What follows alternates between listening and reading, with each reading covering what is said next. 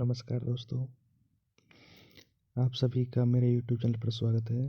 दोस्तों, आज हम बात करने वाले हैं बीएससी सेकेंड ईयर के इनऑर्गेनिक केमिस्ट्री के पेपर फर्स्ट के बारे में। यह है आपका कोटा यूनिवर्सिटी का पेपर है, जो आपका 50 नंबर का होता है। इस पेपर में आपको 50 में से 18 नंबर लाने अनिवार्य होते हैं।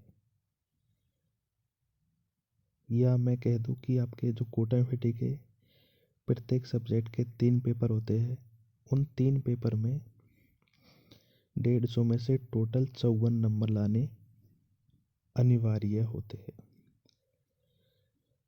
बात करें इस पेपर की, तो यह पेपर आपका 3 भागों में बटा होता है।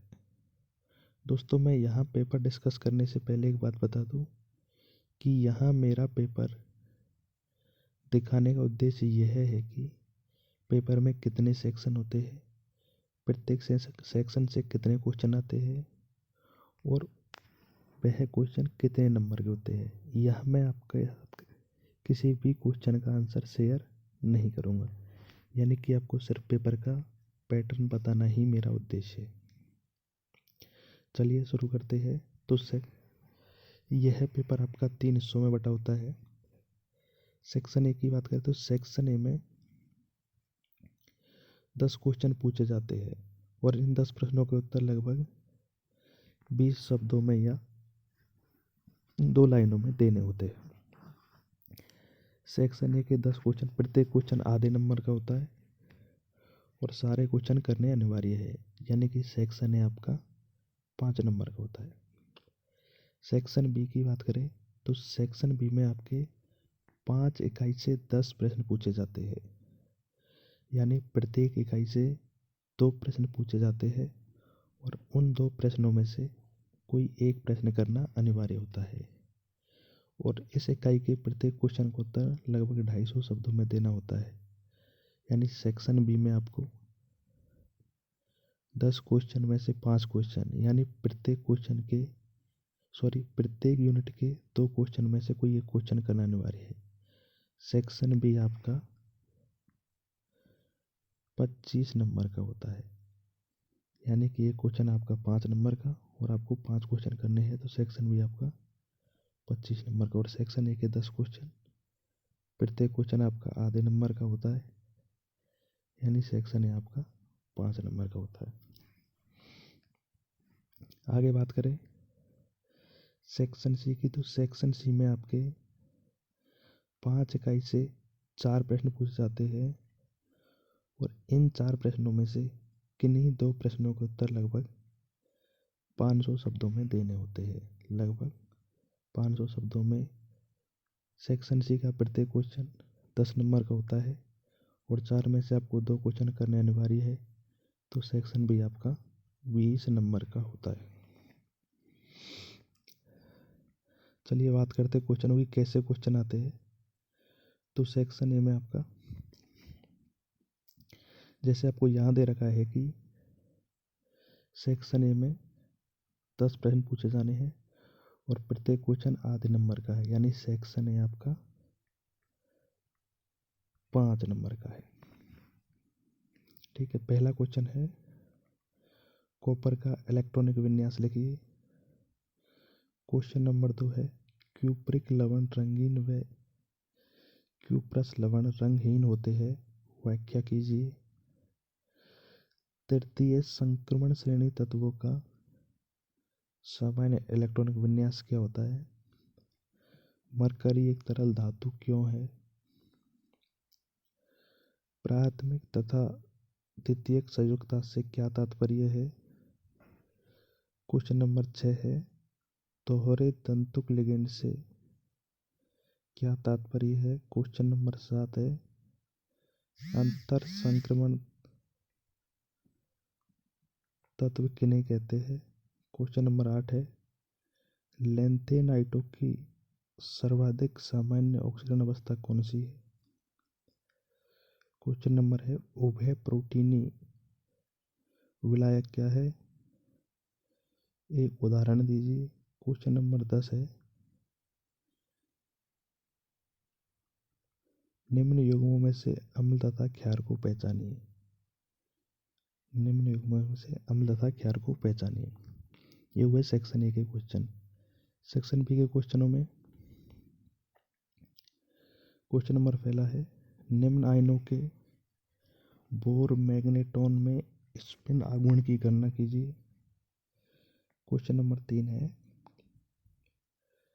संक्रमण धातु ये दुर्बल अपचायक क्यों होती है, कारण दीजिए।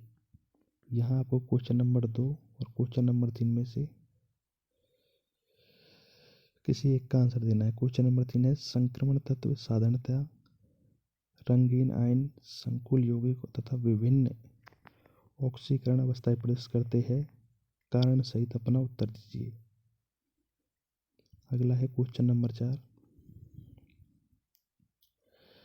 द्वितीय तथा तृतीय संक्रमण श्रेणी के तत्व अधिकांशतः निम्न चक्रण संकुल बनाते हैं, समझाइए। तथा संक्रमण तत्वों के परमाणविक तथा आणविक त्रिज्याओं के मान लगभग समान होते हैं, समझाइए। ये आपके क्वेश्चन नंबर 4 के 2 पार्ट है।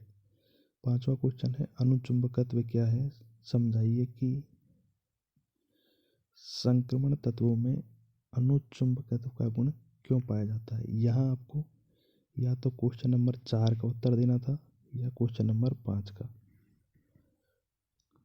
अगला क्वेश्चन है क्वेश्चन नंबर 6, वार्नर के उपसंयुक्त सिद्धांत का संक्षेप में वर्णन कीजिए। समझाइए कि यह सिद्धांत उपसहसंयोजकों की आकृति समझाने में किस प्रकार सहायक है। क्वेश्चन नंबर 7 है, अष्टफलकीय संकुलों में डी कक्षीयों का विभाजन तथा आंतरिक और बाह्य कक्षीय संकुल दोनों को समझाइए। यानी कि आपको यहाँ या तो क्वेश्चन नंबर 6 का उत्तर देना है या फिर क्वेश्चन नंबर 7 का उत्तर देना है। क्वेश्चन नंबर 8 है, लैंथेनाइट के आयनन विभव के मान परमाणु क्रमांक बढ़ने के साथ बढ़ते हैं क्यों, तथा त्रिधनात्मक लैंथेनाइट आयनों की त्रिज्या नियमित रूप से घटती जाती है, समझाइए। क्वेश्चन नंबर 9 है, कारण सहित बताइए कि डी ब्लॉक के तत्वों की तुलना में लैंथेनाइट बहुत कम संकुल बनाते हैं, यद्यपि उनके आयनों पर उच्च आवेश होते हैं। अगला है, लैंथेनाइट के इलेक्ट्रॉनिक विन्यास के आधार पर उनमें से कुछ द्वारा प्रदर्शित असामान्य ऑक्सीकरण अवस्थाओं की व्याख्या कीजिए। क्वेश्चन नंबर 10 है, अम्ल सामर्थ्य से आप क्या समझते हैं, सम आयनन तथा विषम आयनन विलायक क्या होते हैं। क्वेश्चन नंबर 11 है, अम्ल क्षार के ब्रांस्टेड सिद्धांत की व्याख्या करो, इनकी सीमाएं क्या है। ये हुए क्वेश्चन सेक्शन बी के क्वेश्चन। सेक्शन सी के क्वेश्चनों की बात करें, क्वेश्चन नंबर 12 है, अष्टफलकीय, चतुष्फलकीय एवं समतलीय वर्गाकार क्षेत्र में डी के विभाजन को समझाइए। डेल 0, डेल टी तथा डेल एस पी में संबंध लिखिए। क्वेश्चन नंबर 13 है, लैंथेनाइट संकुचन का प्रभाव क्या है। तृतीय संक्रमण श्रेणी तत्वों का घनत्व उच्च होता है। यानी कि सेक्शन सी में आपको 4 क्वेश्चन में से किन्हीं 3 प्रश्नों के उत्तर देने हैं। दोस्तों, इस पेपर की PDF मैं आपको वीडियो के डिस्क्रिप्शन बॉक्स में उपलब्ध करवा दूंगा। वीडियो देखने के लिए थैंक यू सो मच।